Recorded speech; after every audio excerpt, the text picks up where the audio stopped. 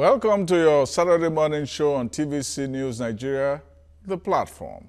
My name is Sam Omasheye. Should we question Nigeria's anti-corruption fight? Are the Boko Haram insurgent attacks not becoming more brazen? How will the Nigeria police handle the Kaduna hate speech against the Igbos? These are some of the questions we will attempt to answer on today's program. But first, let's tee off with an excerpt from my article published in the Nation newspaper entitled, How Not to Make a Hero.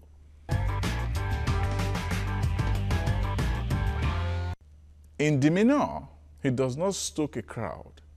His rhetoric, even when on fire, does not burn down a leaf. He walks even with dignity, like one accustomed to the deference of crowds. He calls himself a Jew in the pious, not in the symbolic terms that accommodates modern Christians. Bespectacled and sometimes with a walking stick and a fan, he conveys the courage of an elder even though he's in the middle years. When he addresses a crowd, Nnamdi Kanu comes away more as a bomb than an argument. Maybe that is why he is dangerous. Men do not have to carry the fierce visage and the towering diction of an Odumego Juku to send shudder to the ruling elite. After all, Awo had no gift of the gab in the 1960s when he soared in the courts and in rallies. Whether we like it or not, we have made Nnamdi Kanu into a substance from being a mere agitator in the shadows. He no longer is a poison-free serpent lurking in the hedges of Nigerian unity. It was not his doing. During the Goodluck Jonathan years, we could have called him a thing without a sting. If you thought so, you no longer think so after what happened in the Southeast about a week ago. IPOB called indigenous people of Nigeria to stay home. Others counter that it was an act of conscientious solidarity. Whatever it was, Igbos abandoned profits for cause. The last time they started it, 30 months of gunshots and bombs and fratricidal dislocations turned Nigeria into a hump of a nation. About a week ago, the verve of Onitsha Market, the cacophony of Owerri streets, the hum of Umuahia offices paid homage in their silences to the subversion of a former non-starter.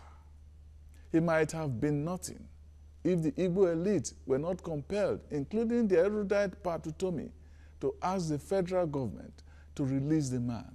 He was a subvert, an anarchist even, a lawless, demoniac spirit in the federation. So while he was in detention, we lionized him. We made him a rebel with a cause, and he became caustic by the hour. His people cried for him, wielded sticks and machetes for him, died for him. If that is not how a cause grows into myth, how else? Why is Sambo Dasuki why is he still sulking behind bars? Why is the Shiite leader, Ibrahim El-Zakzaki, not out on Zaria alleys? There were 3 whom the federal government have locked up against their rights. Forget the farce of conditions that the judge gave Kanu. It was an act to save the faces of a besieged judiciary. It was also to bow to the pressure of the streets and turbulence of media onslaughts. Kanu has become a hot piece of yam. We must either eat or live on the plate. The rebirth of Biafra anger must be traced to our habitual contempt to solve our crisis. We keep hopping from crisis to another, hoping they will just go away. Yakubu Gowon said there were no winners or losers after the Civil War. The Igbo believe they have been treated as losers, a cry that was almost non-existent when Jonathan, who called himself a Bele, garlanded them with choice positions. The Igbo cocked the voices of dissent. They felt part of the governing elite. A Kanu will have been anathema then. He is an item today because Buhari made him. How Buhari handled Kanu and the Biafran opera is an example of how not to make a hero, especially in the aftermath of the relative quieting of the Niger Delta militancy.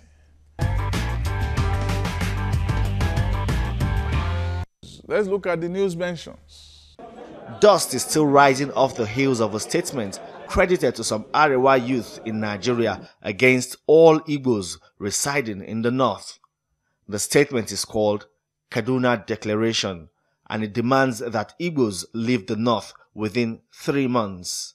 The deadline is the 1st of October, which curiously or coincidentally is Nigeria's National Day.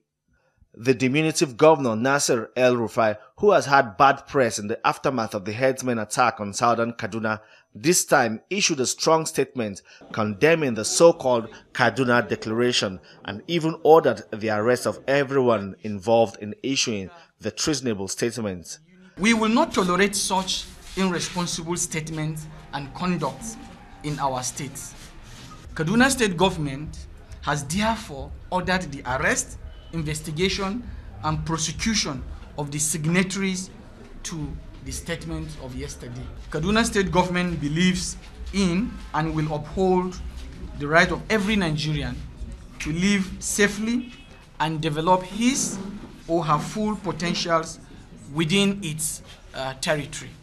Another twist to the threat is that the movement for the actualization of sovereign state of Biafra, MASOB, even supports the ultimatum handed to the Igbos to leave the north.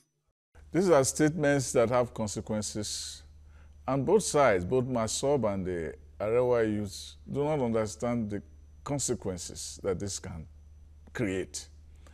In the 1960s, when this kind of order was given, tens of thousands and thousands and thousands of Igbos were slaughtered. And not only Igbos that were slaughtered.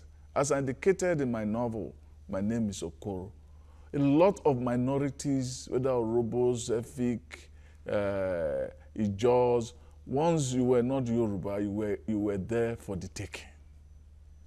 This kind of order had that terrible omen.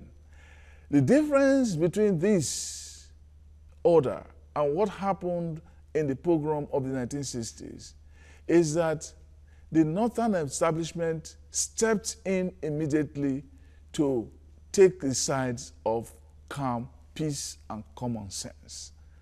El-Rufai's statement was one of the most sensible things he has done in a while, and he must be commended for that.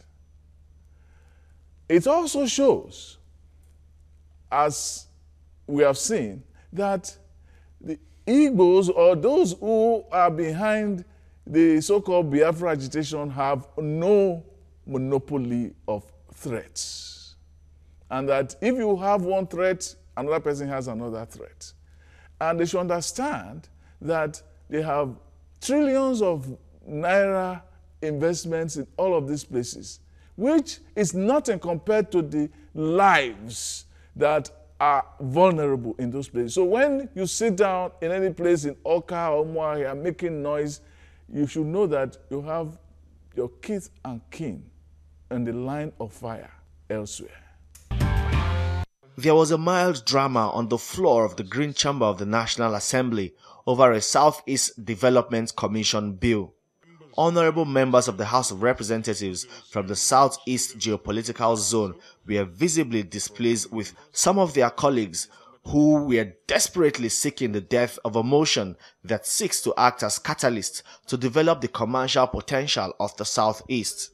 Interestingly, the bill resurrected on the floor of the Red Chamber of the National Assembly, co-sponsored by Senator Stella Odua and Senator Samuel Anyanwu, and it killed second reading. Senate President Bukola Saraki says the development and unity of Nigeria goes beyond just a bill.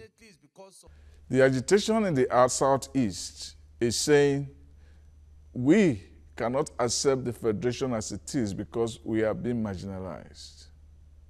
In the center, the lawmakers are actually trying to affirm this very, very, very prejudice by shutting down a bill to develop that region. Is it a way of saying Biafra, go? Or is it a way of saying Biafra, come? It's a very interesting issue. It's almost as if with our own hands, we are trying to tell Biafra that, yes, you can now leave this country. Or they're telling the Southeast that you are not part of this country. Because there's no way you can do development projects and leave a region out of it. It is just not acceptable. The presidency says the National Judicial Commission is trying to shield judges accused of corruption from prosecution. The NJC stunned many political observers when it recalled Justice Sylvester Ungwuta of the Supreme Court, Justice Adeniyi Ademola of the Federal High Court, Justice Rita Ofili Ajumogobia, Justice John Iyang Okoro of the Supreme Court, Justice Uwani Abba Aji of the Court of Appeal, Justice Haijazira Nganjiwa of the Federal High Court, Justice Musa Korea of the Federal High Court, and Justice Agbadu James Fishim of the National Industrial Court of Nigeria. These judges are facing corruption trials after the Department of State Service raided their homes during a supposed sting operation. The NJC says its decision to recall the judges was predicated on the fact that out of 8 judges under investigation, only 3 of them have been charged to court. When judges do wrong and the highest echelon of the judiciary gives them a pass, where shall we go? To God. These people are still under severe judicial scrutiny for corruption. Yet, what do we have? We have a situation where they have been given a pass. Is it a pass for corruption? Is this judiciary's way of saying that the corruption itself is fighting back? This is not acceptable in a country where we think that corruption ought to have no place. To give the judges their position back is to give a nod to corruption. Boko Haram became more daring with their terrorist attacks on Wednesday when the sect tried to invade Maiduguri through the southern flanks at the Jidari Polo area. While soldiers tried to repel that brazen attack, the group again staged another multiple attacks targeting mosques where Muslim worshippers had gathered to break their fast.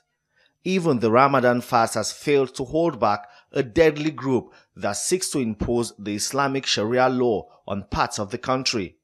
With every attack comes another statement from the army claiming to have decimated the ranks of the Boko Haram group, but they have not really stopped the incessant attacks. Well, this is something of a bother and a concern now in the Northeast that has experienced relative calm in the past year, but of late there have been some onslaught, which means that it is the regrouping of this group. Could it be that they have gotten some new funding in the aftermath of the money reportedly generated from the release of the Chibok girls? Could it also be that some of the lieutenants or commanders who were released for these girls also have joined their ranks and given more impetus and traction to this group?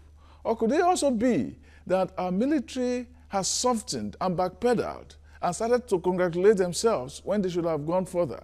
Because what we had seen before was just some errant girls and boys making sporadic attacks in terms of suicide bombings. But now we are seeing real attacks take place. Is our intelligence not as sharp as it was on the onset of the Buhari regime when things started to look good and the Boko Haram group started to look like a ragtag army that was actually in disarray? It's a good thing that the acting president, Yemi Osinbajo, has gone there, and we hope that there will be a realignment of the forces in the Northeast to put paid to this insurgency from the Northeast. Still to come on the program is The Big Talk. It features my conversation with 2 gentlemen, a politician, Joe Igbokwe. Anytime there is an attempt to change the status quo for the better in this country, we will be the ones that will resist it. For nothing. Look at June 12 crisis. And the pro-Biafra agitator Tony Nnadi, who spoke extensively for and against the Biafra question. Instead of being enshackled the way we are being enshackled by this constitution, we say we would rather be by ourselves and deal with the rest of Nigeria on the terms we're dealing with the rest of the world.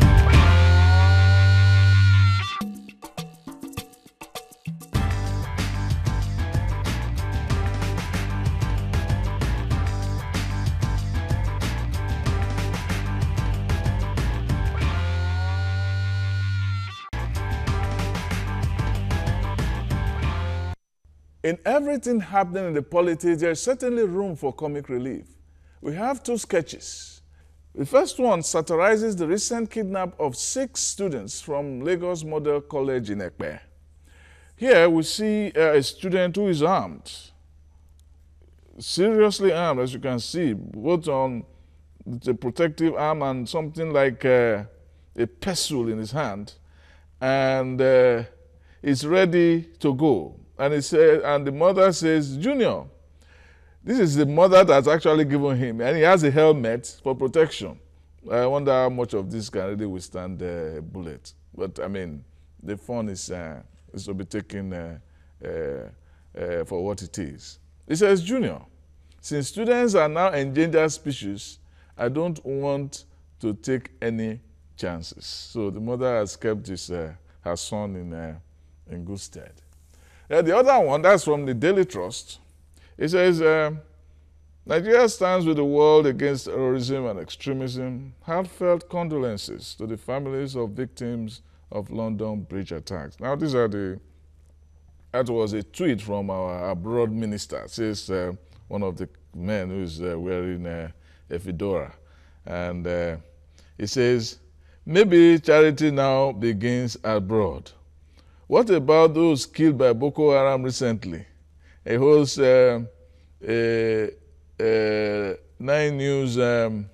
Niger News newspaper, which says 21 killed as terrorists attack villages near Chibok. So you see here that we are still more interested in the tragedies abroad than the ones at home. In the light of the fervent call for Biafra, we cannot but draw parallels with a country in the eastern part of the continent, Rwanda, that is. We had a civil war between Nigeria and the Federation and the East called Biafra. Rwanda pitted the Tutsis against the Hutus. But today, Nigeria and Rwanda are still fighting the ghosts of both wars. Power sharing is the ultimate problem, as the Tutsis and the Hutus are yet to find peace while the Igbos are insisting on going their separate way, in a tale that easily bears testimony to some of the worst episodes of starvation, human deprivation, maiming, and stark suffering known in modern history. These are the Civil War and the Rwandan genocide. Both will remain in the annals of history as some of the darkest chapters of modern times, in which women and even children survived in conditions that were less than human. The result was the familiar tale of deaths of millions and virtual truncation of the organic evolution of the nation-state in its post-colonial phase. With 2 million killed in Biafra and about 800,000 in Rwanda, the conflicts resulted mostly from political, economic, ethnic, and cultural, as well as religious tensions. It preceded Britain's former decolonization of Nigeria from 1960 to 1963 and classification of Rwandans by the Belgian colonial powers. For both countries, ethnic groups disillusioned in their quest for belonging due to the internal contradictions bequeathed by the colonial power for its own advantage, soon found out the nightmare coexistence had become. What nightmare coexistence had become. Power sharing became an uphill task for selected leaders, and some ethnic groups felt politically and economically marginalized. In Rwanda, ethnic tension rose between the majority Hutus and the Tutsis, culminating in a series of riots in 1959 and later in 1964 genocide during a 100-day period where an estimated 800,000 Rwandans were killed. The Biafran secession story was caused largely by a military coup, a counter coup, and the persecution of Igbo living in northern Nigeria, resulting in war in the 1960s.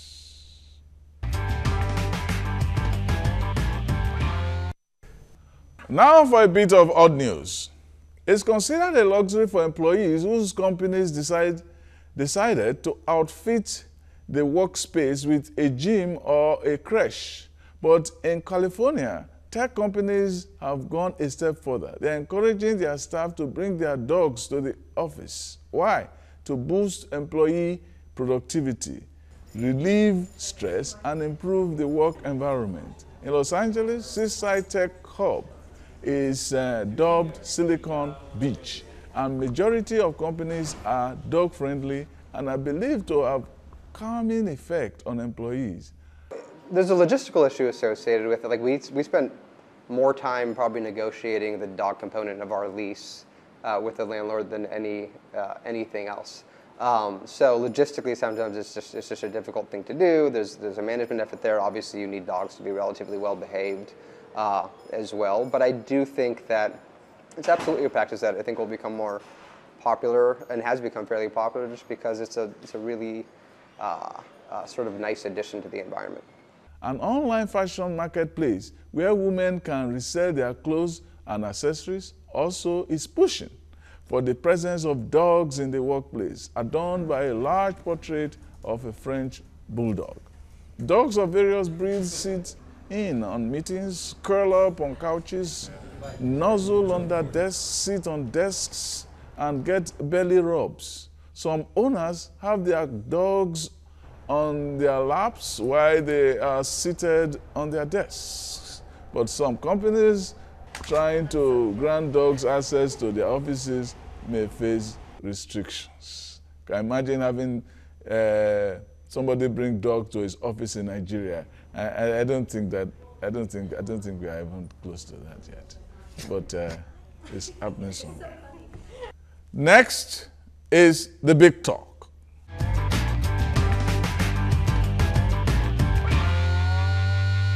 Welcome to this segment of the interview. I have with me Joe Igbokwe, is a familiar name in Nigerian politics, and is here to speak with me on the ongoing buzz in the country about Biafra.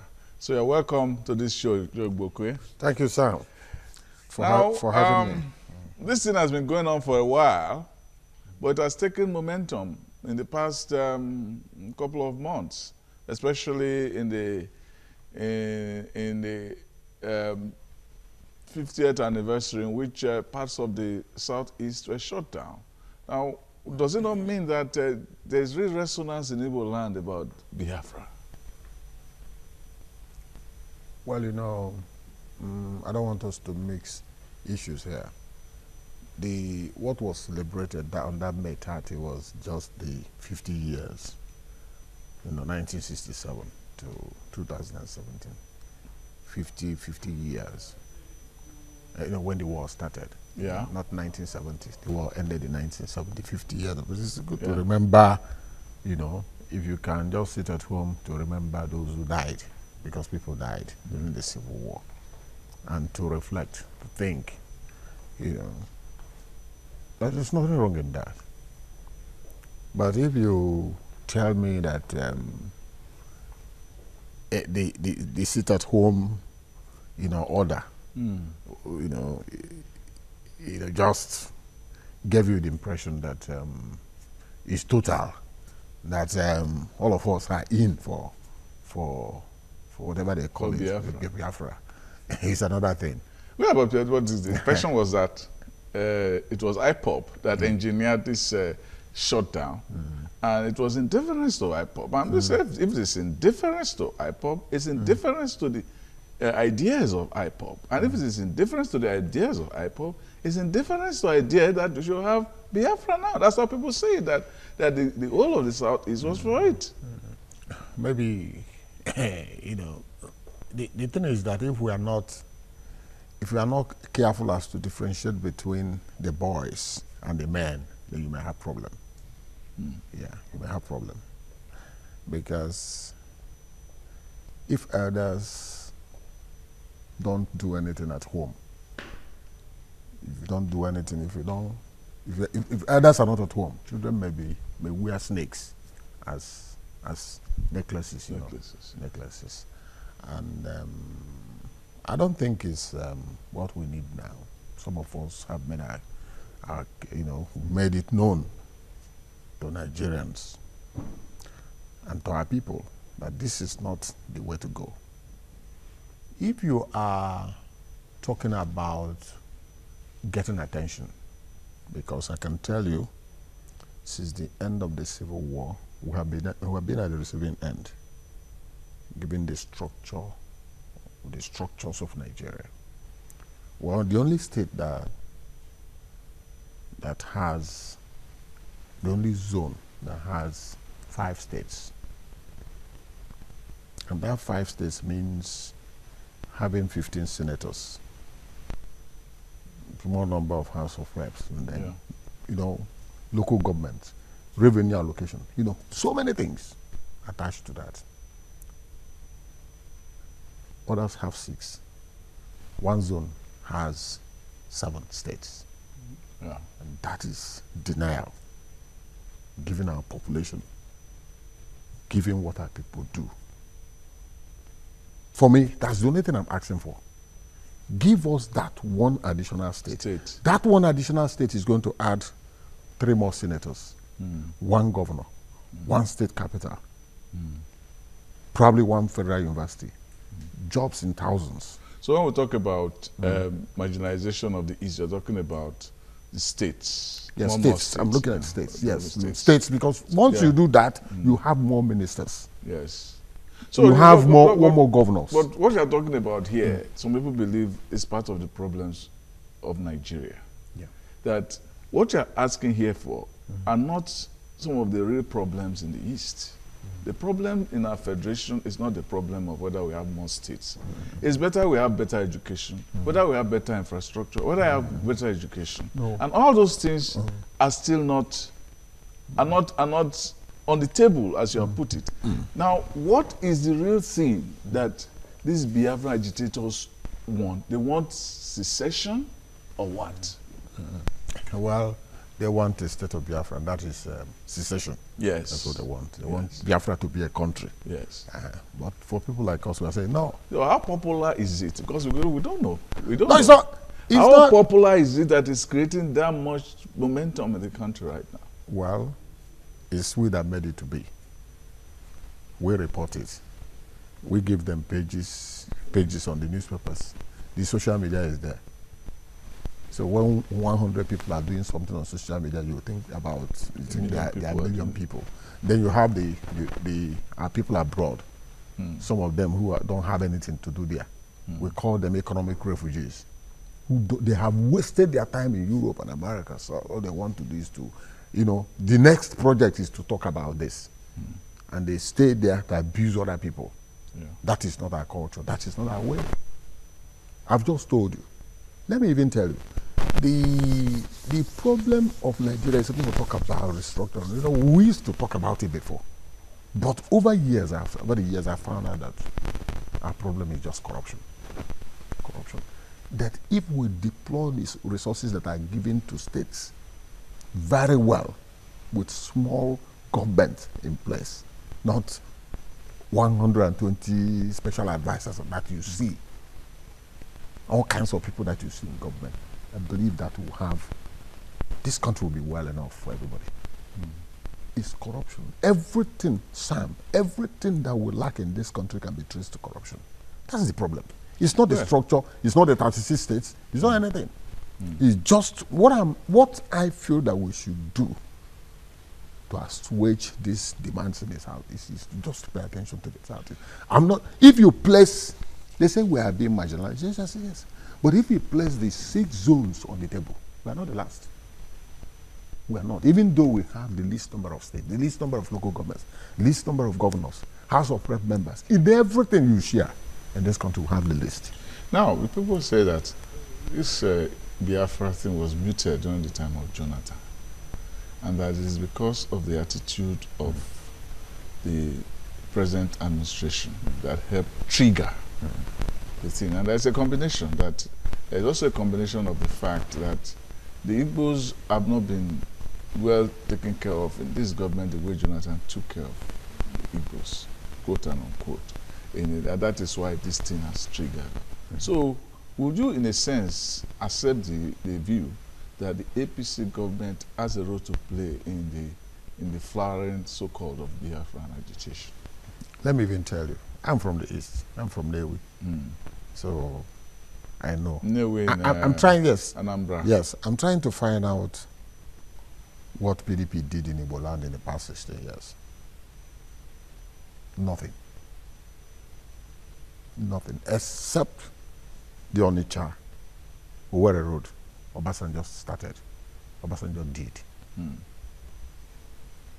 The other one, Enugu Onitsha Expressway was left. You couldn't even trace the expressway again. Enugu Port Harcourt, the same thing. Second Niger Bridge, the same thing. The only reason why these things are coming up is because Jonathan lost 215 elections. They made a lot. Even then, the present administration has not really engaged the East since it came to power. They are doing the work. What work have they done? They are doing the work. Enugu Onitsha Expressway is receiving attention. Enugu Port Harcourt Way is receiving attention. Newi Okigwe Road is receiving attention. Second Niger Bridge is receiving attention. So why are they still angry? They are angry because they lost the election. They are Man Friday. No. At the time Jonathan was in office, we had about 6 solid ministers. None of them could attract anything. So it's not positions that is important. But that's what I was saying. That it's not position. It's just they are aggrieved. The moment, we were telling them, the moment it became obvious that Southwest and the North has formed an alliance, we told them that it's over. And they didn't want to believe it. There's no way incumbent will lose. There's no way incumbent. It's a game of numbers. I told them, if you like, go and vote 150% in Southwest and Southeast. You cannot beat this game. Professor Patutomi was here on this show a few weeks ago, and I asked him what was going on with the agitation, and he said it had nothing to do with the Igbos' search for secession, just a factor of marginalization, and that when the people feel that they are not part of the process, they look for platforms. So is Biafra a look for that kind of platform? Which platform? I've told platform to make your own case. If it's to make your own case, well, why don't you make the case? Why do you call for secession? That is it. That's what we're asking. I said, have you? It's all about organization. It's all about presentation. It's all about working with other people, trying to put your whatever your case is on the table, and be able to advance your argument to win a debate. Also, I've told you that once you let them, when Obasanjo constituted the Constitutional Conference, what came out of it is that the Southeast need additional states. They couldn't even sit together. The leaders in the East couldn't to say where the state is going to be. Imo said, well, it's going to be carried out of Imo. Yes, that's the Enugu state said it's going to be carried out of Enugu state. That's always been the case. They say that the Southeast has always found it difficult to come up with a common position. That's what I'm saying. You would have, when you want to do that kind of thing, you have your something at hand. What they want to do is to carve out the state from Anambra, Imo, the 5 states. Just get part of the 5 states to make up a state. Now, speaking about Buhari himself is seen as to have even helped create the so-called mystique of Nnamdi Kanu by not even taking him to due process. And if you are going to sue him, let us know where the matter is going to go. That's why some Igbo leaders, including Tony, came out and said, why did you keep this man in detention? If you want to sue him, follow the new process, find the law, and let the law take its course. And it didn't do that. And what we have seen is that it helped lionize Nnamdi Kanu, made him bigger than what he is. And that is the impression we're giving. I have not seen the biggest. What I don't The biggest is the fact that it shut down the whole of Southeast. No, this is not the first time. This is not the first time. Anytime you have Metati, we call it Igbo Day, and people are asked to close shops, it's not because of him. It's not because of him. I'm from the Southeast. I want you to talk. You see, when you want to talk about the situation, people like us will be in. We'll talk about it. We're not going to allow kids to discuss that, or truck pushers, or barrel pushers to talk about it. We are the ones that will talk about it. Some of the young ones talk about going to war, and they said some of these people don't even know what happened in the Civil War. They don't understand the level of hunger. They don't know. And dislocation and suffering. They don't know. I didn't go to school for 3 years. And yes, exactly. I didn't go to school for 3 years. I met a number of people who didn't go to school. I remember, and I'm just lucky to have survived the war, because we just, I don't want to talk about it. I wrote to stay days without food. I wrote living in the bushes. Yes, I wrote Igbos 25 years after Biafra in 1995. Some of these people that are doing this thing don't know we are not born then. Just to remind us where we're coming from. In 1995, how many years now? That's about 26 years. Yes. 27 years. Some of them were not born then. So it's not, I have said it. We must move away from mischief. We must move away from mischief. Now, let me tell you, you may think that you are the best God ever created in Nigeria, that you have everything. California is 6th or 7th largest economy in the world, and yet is domiciled in the US. He contributes one senator, just like Rose Island. Rose Island, yes. There's a major made up of 500,000 people. It's a state. It will contribute one senator each. People must understand that there is strength in diversity. What I want to say, without sounding immodest, is that our people have not played better politics. Finally, I want to ask you about what happened recently, where some Arewa youths were threatening backlash to Igbos in the north. Happily, I heard that the intervention of the northern elite has kind of quelled this. But this was potentially combustible. Yes, I'm a writer. Yeah. And I read the pullout, their press statement. It spoke volume. I said, well, no one section of this country has a monopoly of threats and all that. I said, this is a balance, because we have been saying this since. Some of us that are abroad will be throwing stones, yeah? They will be throwing stones. And we said, look, when you are abused, you have your brothers yes, in when you are abused, when you are abusing the president, yes. When you are abusing the president of Nigeria and calling him names and wishing him to die, don't forget that he has brothers and sisters. They don't think. They don't think. So I will say it is balance of terror. Yes, that's what happened. That's what I would just call it. Maybe it's going to make us to pay attention. Now, our people have remembered that they have 44 trillion investment in the north. Okay, you have it, and you are abusing it. You are abusing everybody. If you are going to do the secession, how are you going to put the 44 trillion? Sam, if you lose an election, wait for another 4 years. Wait for another 4 years. Don't carry the anger too far. They are now telling you that you don't have monopoly of your abuse. The abuse has become too much. Yes. No, there's no ethnic group in this country that don't have anything to put on the table. The North fits Nigeria. Let me tell you, they fit Nigeria. What do you think that you have that's making you to feel that you are bigger? My friend, a professor of psychology in the US, Ozobe Suji, said, you see, it's childish sense of superiority. Paranoid grandiosity, that's the way he described it. People must think in terms of other people. Yes. That's the way I say it. Okay. We must learn to live together with others. That is our strength. Exactly. The strength of Nigeria is our diversity. Our diversity. The moment you begin to split Nigeria into small states, everybody will run away. The world will run away. Okay. The world deal with big market. Nigeria is a big market. And our people have exploited it to the last. I know one man in Lagos is importer of wine, #1 in Nigeria.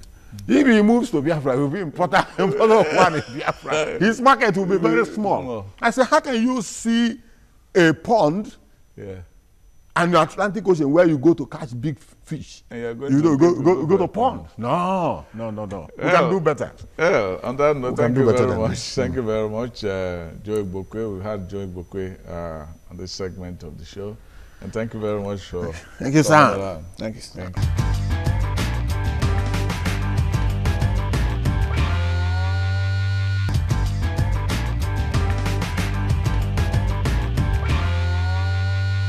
Welcome to another segment of this show. I have spoken with Joe Igbokwe, and now I have with me Tony Nnadi, who is the Secretary General of the Lower Niger Congress. He is going to speak on the side of Biafra today. And you're welcome, Tony. Thank you. Now my first question is, what do you want? You want secession? No, it is, by way of introduction, I am Secretary General of the Lower Niger Congress. Yes. And the Lower Niger Congress is a platform that is engaging this discussion that has lasted over 50 years now, from the time from the time the Federation of Nigeria collapsed in 1966, because the Confederation of Nigeria was defined by 5 constitutions, 4 regional, 1 federal.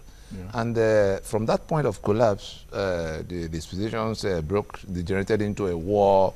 And since after then, it's been one decree after the other. Unitarianism took the place of federalism. Therefore, we had no federation anymore.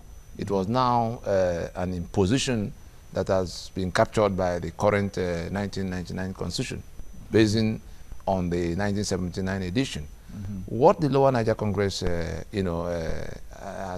coming to do, and is an offshoot of so many initiatives in the past, all from the time of NADECO, and then PRONACO, that called a meeting of all. Let us look at this matter again and see whether we can rework our federation, since the government wasn't coming along.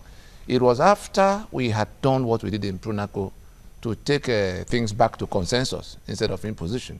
And some people from a section of the country more or less blocked it and talked down on everybody, and began to bring things that added other problems. Sharia, for instance, in which some people owe it an obligation to kill for their faith, the people they call infidels.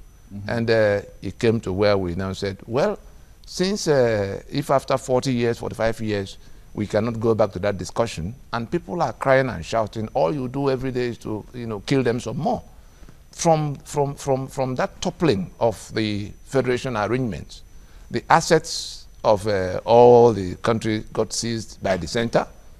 And it's not the East is not alone. The oil and gas and other things that were seized. We have a 68-item exclusive list in this constitution that now keep both the assets and the right to work those assets beyond the reach of the owners. The waters of Lagos, for instance, is supposed to be, if Nigeria were not in place today, it's supposed to be the asset of Lagos and Yoruba people. And Nigeria takes close to 2 trillion naira from that port every year. From independence to date, I can't remember when the Yoruba Controller General was there to collect the rest. So these are the issues. Yeah. And what we stepped in to do is if you call it Biafra, if you call it Biafra and secession, you have taken it out of context. We're saying that there are constitutional grievances that are almost countrywide. No, but what people are saying is Biafra. What Biafra means is simple.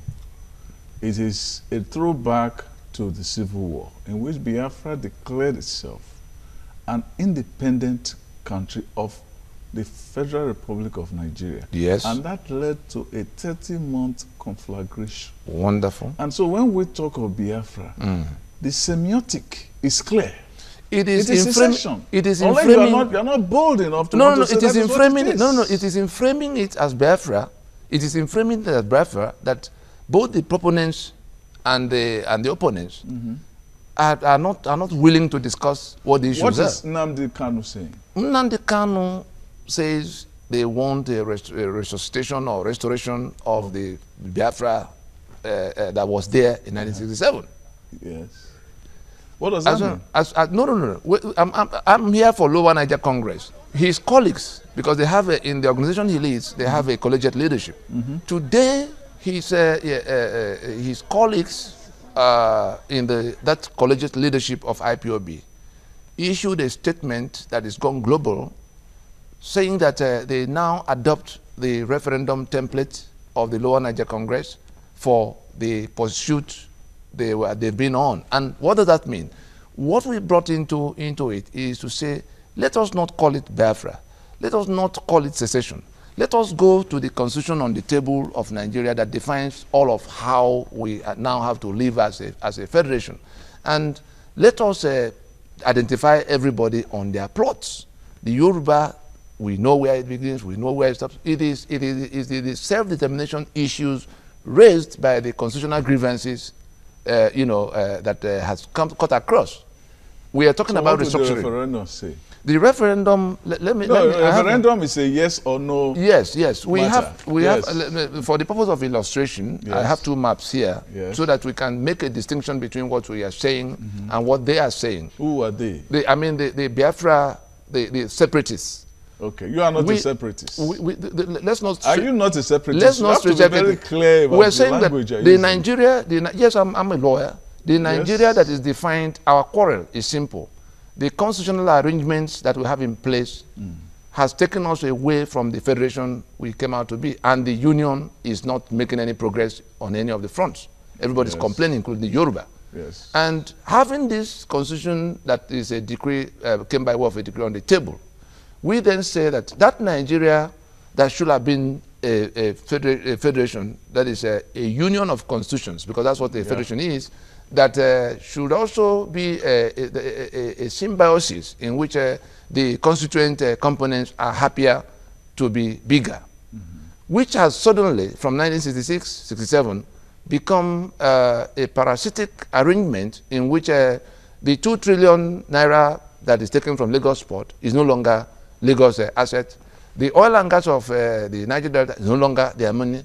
And the coal I have in Enugu, I can no longer take from it to generate electricity because somebody says I cannot. Generation and transmission is put beyond my reach.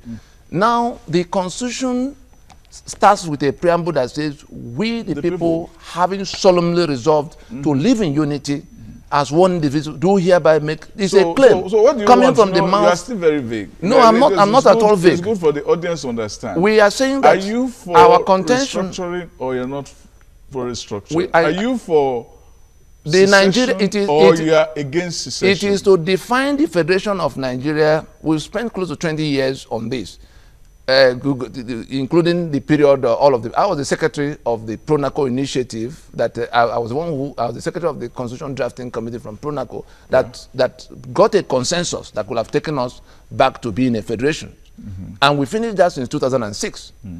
Up till date, it was put aside by people who didn't want, who felt they had conquered the rest of us and they're born to rule. And we said, okay, in that situation, if after 45 years we've not found common ground, and now our people are going to be killed again because of the Sharia that was imposed in 12... What do we do? No, what do we do? And our contention is this: 12 contiguous states imposed Sharia, and whether it was political play or whatever, it immediately created a condition in which people had to move away from the place in order to continue their businesses or their lives. And we say this introduction of Sharia by state assemblies that passed laws and governors that enacted, that signed for them and put in place a Hizbah, has departed from the federation itself. Look, and in all of that, look, Mr. we are saying Nnadi, our concern here, we don't, because Nigeria was not our project. We want do you want secession or you don't want secession? we want this union to be dismantled if we cannot fix it back to what that's what you're the federation. Secession. Yeah, no. Dismantle means what? Secession is one in which a small part want to leave the whole to continue on its own. Yeah. Yes, we are saying you don't want to continue. We are saying that these documents that enshackle and enslave all of us must be out of the way. And in rejecting it, we are not anarchists. We even went to court in 2007. You remember the suit in which Nohoro and Ojukwu and Soyinka are plaintiffs. I filed that suit. We went to court to say, let us accept that we had departed from our agreement and that it has created a problem for us. Our situation is exactly like the South African constitution apartheid era. And they were with it for almost 80 years until a Frederick de Klerk came and realized that the society was breaking down, just like Nigeria is breaking down all by itself. And then, announced a transitioning in 1990 in which the government accepted that the society could not be a master-servant arrangement like this constitution has made us. And therefore, we have been in this conversation for a while. No, the audience cannot really get what you want. What we want, it is in calling it Biafra. It's a deliberate obscurantism. No. So what you're saying. This is the whole of Nigeria. We have redefined our engagement in it to be that the constitutional grievances that are well known to everybody must be addressed, and if they are not being addressed, okay, that means you if they are not being addressed, you are not. We so will. What is your view? What is your view of Nnamdi Kanu and co? My view is that they have legitimate constitutional grievances they are trying to air in their own understanding. Nnamdi Kanu is very clear. Yes, like you, yes. He wants to break out. Now, he wants out. There's no better explanation of whether Nigeria, because it is Nigeria that's occupying the place. Yes. Do you agree with Nnamdi Kanu or you don't agree with him?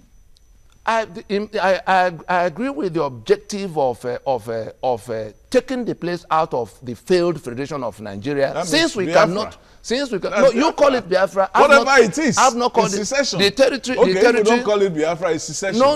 You are boxing it into the whole. I've been involved on a countrywide arrangement for resolving this matter, and we are saying now that since those who ought to be coming to the discussion table told us with that, all due respect, Mr. Nnadi, you yes, don't have the courage of your conviction.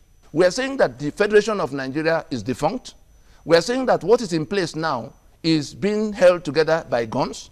And we are saying that all efforts to restore that federation has been rebuffed by a section of the country. Okay, what's your view of what happened at the 50th anniversary when much of the Southeast was shut down? My view is that it is an informal referendum in the situation. The peoples of that territory are fed up with the Union of Nigeria defined by this constitution. And they made a show of it that day. What we're saying is that there must be a mechanism for bringing the matter to resolution. I want you to address this question. Yes. If this Nnamdi, was the recall of them vote, if there is, let's put it as a matter of conjecture that there is a referendum. Yes. And there is a vote. Yes. There is a vote that says yes, and they're supposed to go. Yes. It means that all the millions of Igbos we have to leave Lagos, Kano, Warri, and all of that. Who says that? Who says that? That's the meaning. No, who says that? That's the meaning of referendum. If you turn, no. That's the meaning of referendum. You can't eat your cake and have it. We're in the 21st century. You can't eat your cake and our have people, it. When you have Brexit, Brexit in Europe meant Brexit. Yes. So all having elections, all Britons will now leave the whole of Europe and return. As a country leaves, any individual, all the rights that individual Britons had within the country, they forfeited. And who says that is a problem? Based on the protocol. Who says that is a problem today?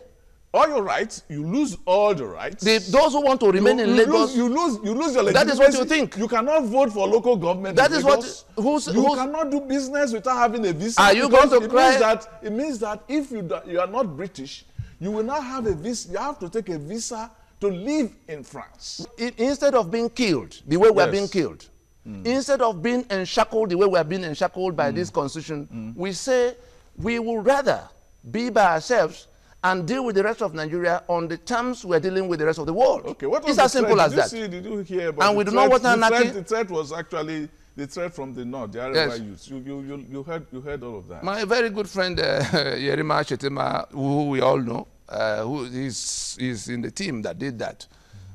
My reading of the situation is that the hawks, those in the north who had been, reason for the non-restoration of federalism in Nigeria, they've run out of options. They know now that the union of Nigeria will be very difficult to save because a majority want out. Out in the sense, some call it restructuring. They are not just willing to carry on with what we have. And it can implode at its own time in its own way. What is going on is that I think that those hawks who made it impossible for us to fix Nigeria wanted to fly. They wanted to. Their saber rattling. They wanted to throw up something that will put some of the Igbo people who are in Kano and Maiduguri and everywhere else in the north with their properties they can't carry on their head in this mode you have described. That how are we going to do? They just wanted to throw that to see whether the Eastern elders will prevail on the young ones to abandon Biafra so that we can go to restructuring. But I tell you, that restructuring, the time to do that restructuring is lost. It will take a referendum. It will take a referendum to bring the East, the soul of the East has departed from the Union of Nigeria. It will take a referendum to get them to want to be a part of this undefined federation. Okay. That's exactly where we are. The only difference, the thing we don't want anarchy. I had to ask other questions for you to admit that you are for secession, and you are for separation, and you are for Biafra. Anyway, you have answered. It is in calling it Biafra that I want independence and out of this imposition. That's all. That's all. Thank you very much for coming. This is Tony Nnadi. Thank you, my pleasure. Welcome. Thank you. Thank you for being a part of the show today. Join me next week for another edition of the program. And until then, be good.